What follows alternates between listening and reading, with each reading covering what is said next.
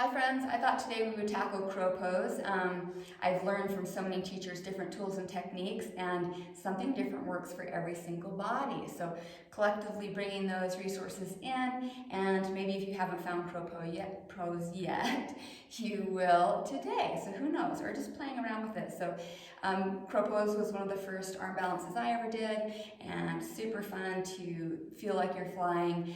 But it's that work that gets you there that is like the really rewarding part, the steps that you take, where you really build the foundation. So first we're just gonna roll our wrists, because being on our hands, chaturanga, plank, down dog, push-ups, handstands, crow pose, any arm balances, all of them, a wheel pose, bending those wrists.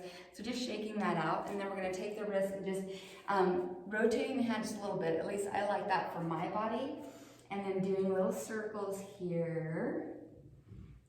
And then going the opposite way. Just starting to build a little movement in there. And then I like to take my hands and reverse them. And if you're very sensitive here, just, you can stay up higher until you can feel the breath soften this a little, or you just practice it a little bit more.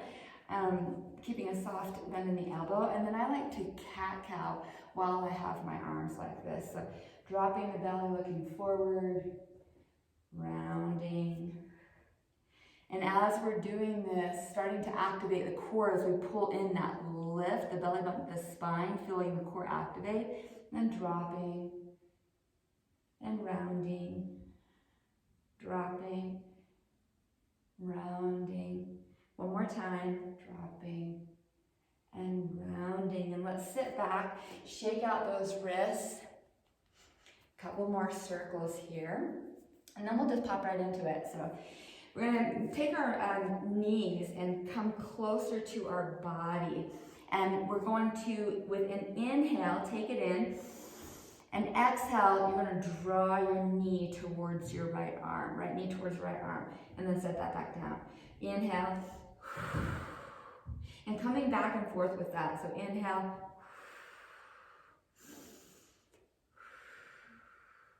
So as we exhale, feel that belly button coming to the spine, the core, activating the core body. There's lots of core body going on in your body, front, back, all the spinals, but kind of drawing in here. One more time each side. And now we're going to do some scapular push-ups. So all that is your tabletop position, draw the shoulder blades together and then apart. Together, apart. Two more times, together, apart, together, and apart. So you can either stay that and do that 4 more times, and if it's in your practice, you feel good stability in the shoulders, and you're ready to move on, you can hover your knees and do your scapular push-ups here. 2 more. And then come down. So wherever you are is awesome. It's all a practice. So let's be in our practice. We're going to come into dolphin pose, which is just like a forearm down dog. So coming with the hips to the sky, keeping those knees bent. We're going to start walking towards our face, our arms, whatever it is. Pressing the forearms into the ground. Start walking forward and walking back. Everyone has different openness in their shoulders. My shoulders are quite tight, but this still is a great strengthener and opener, pressing those forearms into the ground.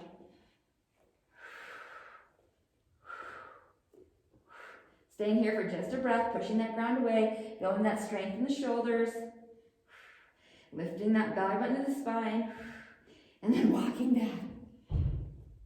Coming to the knees, I'm going to take our hands out a little further. I'm going to do an extended cat-cow here. So dropping the belly, rounding,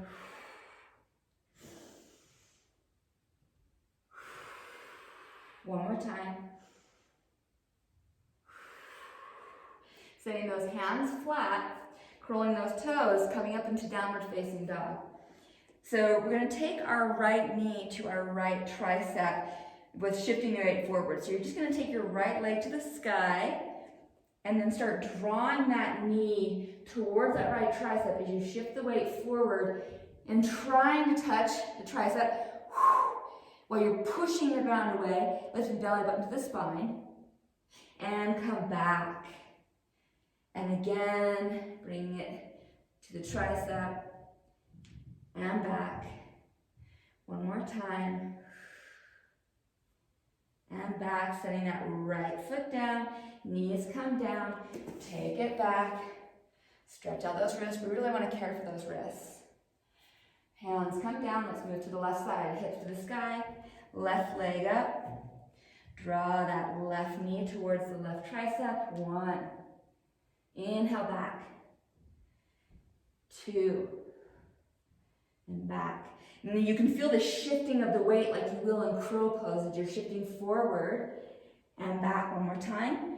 Forward, hold it for just a sec, push that ground away, belly button to the spine, reach it back. Left foot comes down, come down to the ground. And let's roll out those wrists and let's open up that chest, opening it up. Yeah.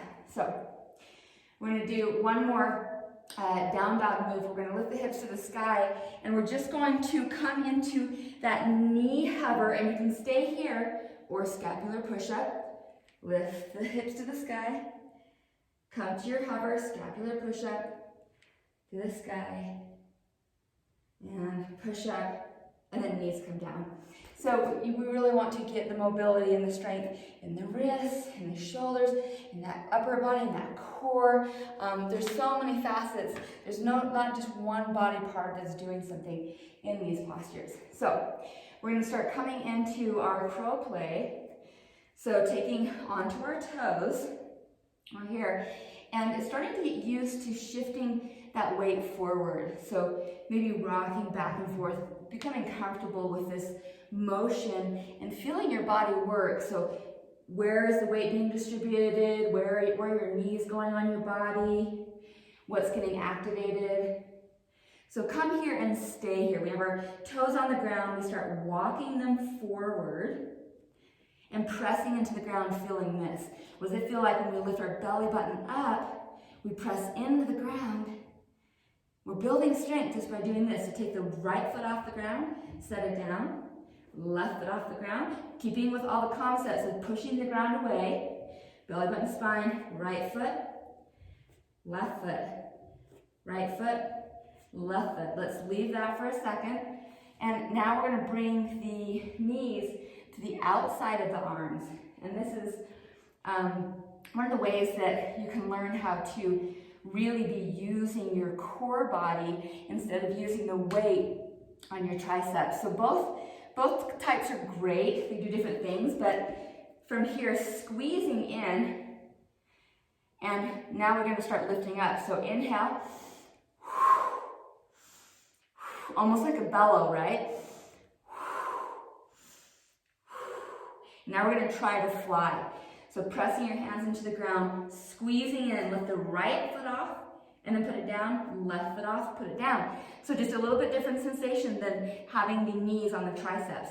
So let's try that with flight. So pressing the hands into the ground, right foot, maybe the left foot, and then set that down. So just taking a pause.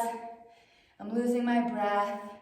That's what I love about yoga. You can just be like sitting here playing around and you're having all these things go on with your body. Super playful. Okay, so we're going to start going into our crow on our triceps. So placing our hands again. I like to rotate my hands just a little bit. And we're going to start to press those triceps in. Maybe you access your triceps up here. Maybe it's down here. And you may find yourself tender if you haven't done this before. So coming forward and feeling the weight shifting. Maybe you lift your right foot off and you stay there and you're like, I don't know. And then you start to take the left foot off. And maybe you do back and forth.